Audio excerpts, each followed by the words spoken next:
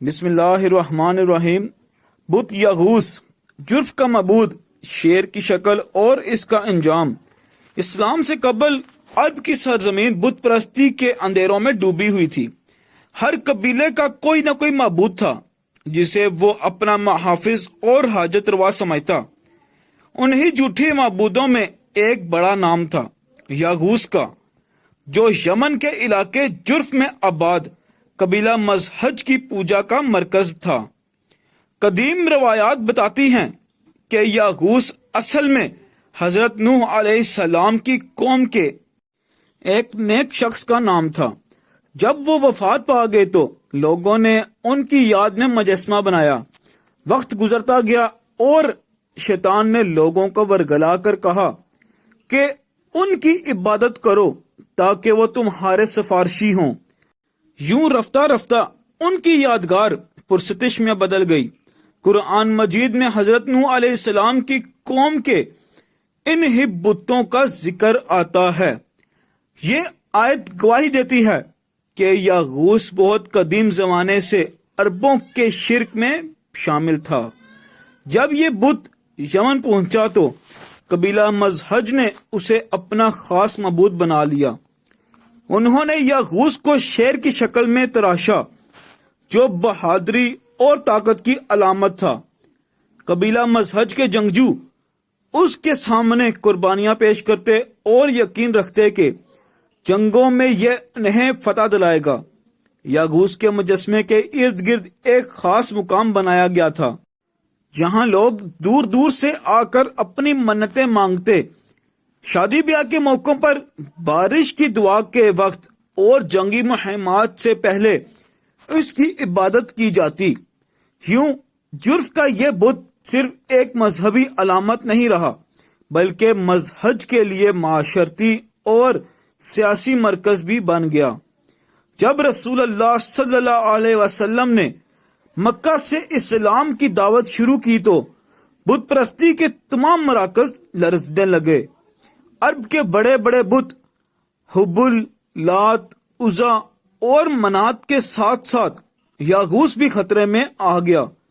قبیلہ مزہج کو یقین تھا کہ اگر اسلام غالب آیا تو ان کا بت بھی ختم ہو جائے گا، اس لیے وہ ابتدائی دور میں اسلام کے سخت مخالف رہے۔ لیکن 8 ہجری میں فتح مکہ اور پھر اسلام کے پھیلاؤ نے ان کی طاقت توڑ دی۔ جزیرہ عرب کے ایک ایک علاقے میں جب بت گرنے لگے تو رسول اللہ صلی اللہ علیہ وسلم نے یہ فیصلہ کیا کہ یغوث کو بھی ختم کیا جائے تاکہ یمن کے علاقے میں توحید کی روشنی قائم ہو۔ رسول اللہ صلی اللہ علیہ وسلم نے اپنے صحابی جریر بن عبداللہ البجلی رضی اللہ تعالیٰ عنہ کو یغوث کے خاتمے کے لیے بھیجا۔ جریر رضی اللہ تعالیٰ عنہ قبیلہ بجیلہ کے سردار تھے اور ابھی نئے نئے مسلمان ہوئے تھے۔ آپ صلی اللہ علیہ وسلم نے انہیں خاص طور پر حکم دیا کہ یغوث کو جا کر مٹا دو اور اسلام کا پرچم وہاں بلند کرو۔ یہ ذمہ داری جریر رضی اللہ تعالیٰ عنہ کے لیے بہت بڑی آزمائش تھی، لیکن ان کے دل میں ایمان کی حرارت تھی۔ وہ چند ساتھیوں کے ساتھ یمن کی طرف روانہ ہوئے۔ جب جریر بن عبداللہ رضی اللہ تعالیٰ عنہ جرف پہنچے تو قبیلہ مزہج کے لوگ تیار بیٹھے تھے۔ انہوں نے کہا، یہ ہمارا خدا ہے، ہمارے باپ دادا کا سہارا ہے، تم اسے ہاتھ نہیں لگا سکتے۔ یوں سخت لڑائی چھڑ گئی۔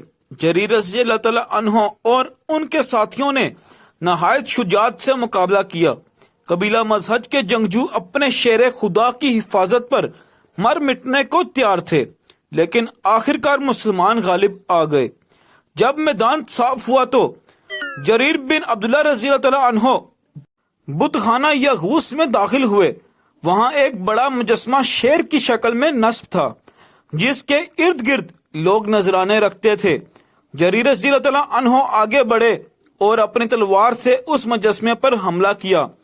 وہ ٹوٹ کر زمین پر گر گیا، پھر اسے بار بار ضرب لگائی گئی یہاں تک کہ وہ ٹکڑے ٹکڑے ہو گیا۔ یغوث، جسے لوگ بہادری کا خدا سمجھتے تھے، اپنی حفاظت بھی نہ کر سکا۔ یہ منظر دیکھ کر مذہب کے لوگوں پر گہرا اثر ہوا. بہت سے لوگ فوراً اسلام میں داخل ہو گئے. یاغوس کے ٹوٹنے کے بعد یمن کے بڑے حصے میں شرک کی جڑ کٹ گئی.